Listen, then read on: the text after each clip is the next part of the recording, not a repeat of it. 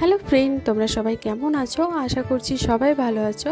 আমার বাড়ির বাগানে কলার গাছ আছে, তো সেখানে মাশাআল্লাহ অনেকগুলি কলা ধরে আছে, তোমরা দেখতেই পাচ্ছ।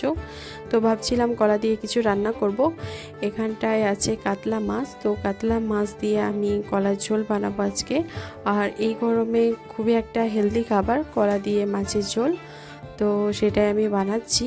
আমার বাচ্চার জন্য আমি সবসময় চেষ্টা করি যে একটু তেল ঝাল মশলা অল্প খাওয়ার, কারণ বাচ্চারা অত ঝাল পছন্দ করে না, মানে খেতে পারবে না, সেই জন্য।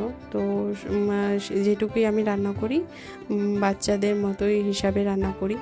তো এই তো আমি সব কিছু কষিয়ে নিয়েছি, তারপরে পরিমাণ মতো আমি পানি এখানে অ্যাড করে দিয়েছি।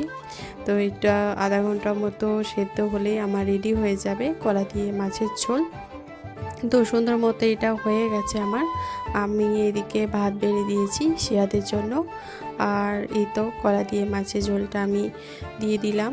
তো ওকে মাখিয়ে আমি খাইয়ে দেব। আর ও খুব মানে ভালোবাসে কলা খেতে, আর মাছ তো খুবই ওর ফেভারিট।